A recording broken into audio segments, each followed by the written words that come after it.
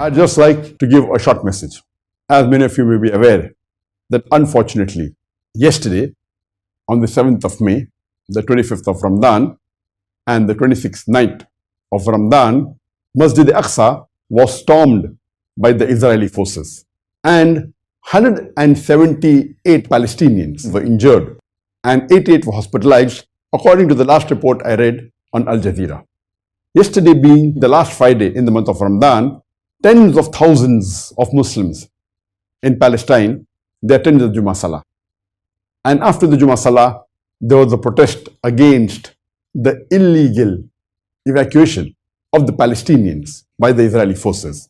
Because of this protest, there was tension, and later on, the Israeli forces, they stormed Masjid Aqsa on the 7th of May, on Friday, on the 25th of Ramadan, which went on till the night of the 26th of Ramadan, 1442.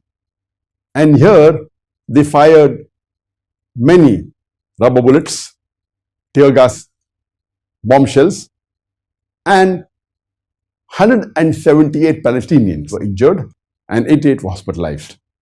I request and I urge all the Muslims around the world to unitedly support our Palestinian brothers and sisters and pray for them. And I urge the Muslims throughout the world, including the Muslim countries, to condemn the inhuman act done by the Israeli forces. All of us Muslims should support Masjid Aqsa, which is the third holiest mosque in the world. We have to unitedly stand and condemn this act. We have to support and see to it that Masjid Aqsa remains with the Muslims. I urge all the Muslims that they should pray for Masjid Aqsa and pray in support of the Palestinian brothers and sisters who are defending the third holiest mosque in the world, who are defending Masjid Aqsa.